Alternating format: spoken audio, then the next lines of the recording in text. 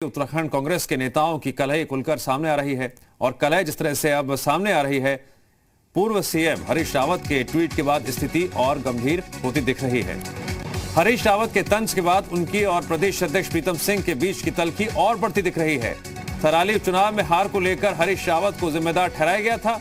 इसके अलावा अब कांग्रेस के कुछ नेता डैमेज कंट्रोल की कोशिश भी कर रहे हैं। कांग्रेस नेता मथुरा दत्त जोशी ने कहा, कांग्रेस में कोई फूट नहीं है, बड़ा घर होता है तो बर्तन खड़कते ही हैं। वहीं कांग्रेस की कलह पर बीजेपी भी निशाना साधने से नहीं चूक रही। बीजेपी प्रदेश उपाध्यक्ष देवेंद्र भसीन ने कहा, कांग्रेस का गृह युद्ध सड़क युद्ध में बदल चुका है, अभी कांग्रेस में और बिखराव आएगा। पार्टी में कहीं पर किसी से भी कोई मतभेद नहीं है, सारे नेता एक साथ हैं, सारे एक साथ बैठकर काम कर रहे हैं, सारे लोग अपने अपने दायित्व का निर्वहन कर रहे हैं। कांग्रेस पार्टी में कहीं कोई फूट नहीं है, सब लोग एक साथ हैं। एक बात मैं जरूर कहूंगा कि जब बड़ा घर होता है तो बर्तनों की खड़खड़ाहट होती है, जब ज्यादा बर्तन होते हैं तो चलता रहता है, और इसका कोई अर्थ, कोई गलत अर्थ लगाने की मैं समझता हूँ कोई आवश्यकता नहीं है। मामला है, लेकिन राजनीतिक तौर पर साफ दिखाई दे रहा है कि कांग्रेस का गृह युद्ध अब सड़क युद्ध में बदल गया है और कांग्रेस के बड़े नेताओं की लड़ाई अब कार्यकर्ता स्तर पर भी उतर आई है। और इसका नवीनतम उदाहरण कर्णप्रयाग के कांग्रेस नेताओं द्वारा थराली विधानसभा उपचुनाव में कांग्रेस की पराजय का ठीकरा पूर्व मुख्यमंत्री श्री हरीश रावत पर फोड़ना है, और उसके उत्तर में श्री रावत द्वारा किया गया ट्वीट है। इस खबर पर और अधिक जानकारी के लिए जुड़ गए हमारे साथ कुलदीप नेगी। कुलदीप, कांग्रेस लगातार ये तर्क दे रही है, कह रही है कांग्रेस में सब कुछ ठीक ठाक है, सब एक साथ हैं, लेकिन जो बयान सामने आते हैं ट्विटर के माध्यम से या फिर पूर्व मुख्यमंत्री के माध्यम से, उससे तो कुछ और ही अंदेशा नजर आता है कि अंदरूनी कलह साफ तौर से उजागर हो रही है।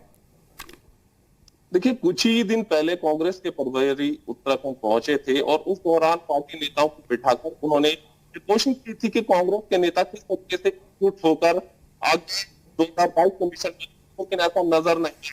दरअसल पूर्व मुख्यमंत्री हरीश रावत और कांग्रेस के बीच जिस तरह का शीत युद्ध चल रहा था, अब सामने आ रहा है।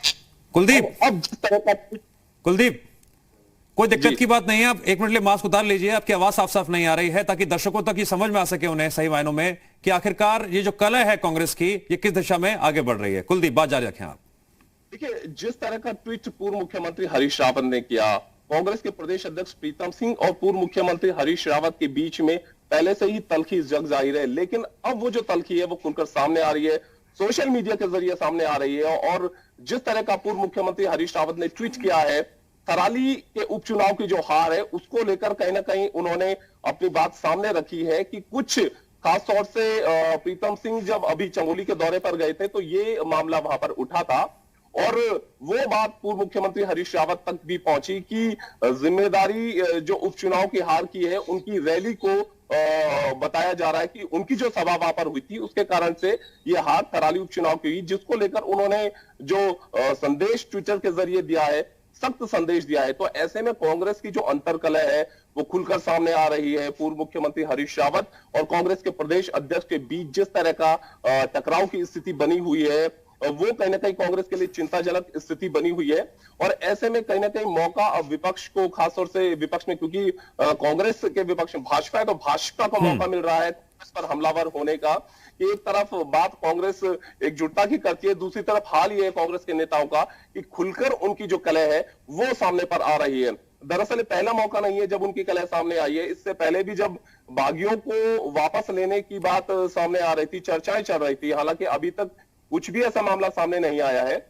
उसको लेकर कांग्रेस प्रदेश अध्यक्ष का एक बयान सामने आता है कि दरवाजे हमेशा खुले रहेंगे, लेकिन वहीं पूर्व मुख्यमंत्री हरीश रावत के कई ट्वीट सामने आते हैं और इस बार का जो ट्वीट पहले सामने आया था, मतलब बिल्कुल साफ है, बयानों में विरोधाभास है और ये तस्वीर निकलकर सामने आती है कौन कौन से नेता एक दूसरे के खिलाफ बोल रहे हैं। ये सबसे अहम सवाल है जो इस बात का इशारा कर रहा है, तस्दीक कर रहा है, कहीं ना कहीं अंदरूनी गुटबाजी हावी है पार्टी पर।